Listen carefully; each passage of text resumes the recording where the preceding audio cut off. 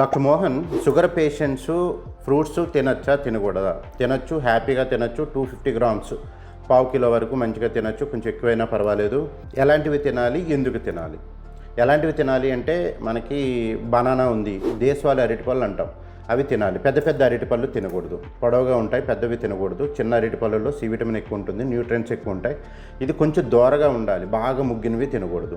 Next జామకాయ ఉంది, జామకాయ కూడా దోరగా ఉండాలి, కొరికితే సౌండ్ రావాలి. పపాయి ఉంది, పపాయి కూడా కొరికితే సౌండ్ రావాలి. ఇంకా ఆరెంజెస్ ఉన్నాయి, మంచిగా దేశవాళీ ఆరెంజెస్ మంచిది.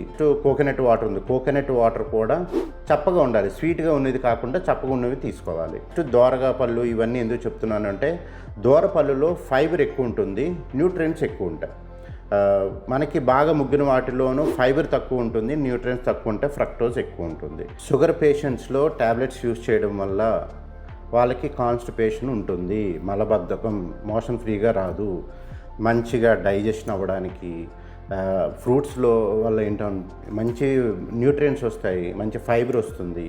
నెక్స్ట్ డైజెషన్ మంచిగా అవుతుంది, మంచిగా మోషన్ ఫ్రీ అవుతుంది. షుగర్ పేషెంట్స్లో వీక్నెస్ ఉంటారు, ఎక్కువ వీక్నెస్గా ఉంటుంది, అంటే ఆయాసంగా కొంచెం ఫ్యాటిక్ వీక్నెస్లో వీళ్ళలా కనిపిస్తుంది. ఈ ఫ్రూట్స్ తినడం వల్ల ఈ ఫ్రక్టోజ్ వాటిల్లో కొంచెం ఇమీడియట్గా ఎనర్జీ రావడం వల్ల రోజంతా యాక్టివ్గా ఉంటారు అన్నమాట. నెక్స్ట్ ఐ హెల్త్కి బాగా యూజ్ అవుతుంది. ఏ విటమిన్ అందరికీ తెలిసిందే.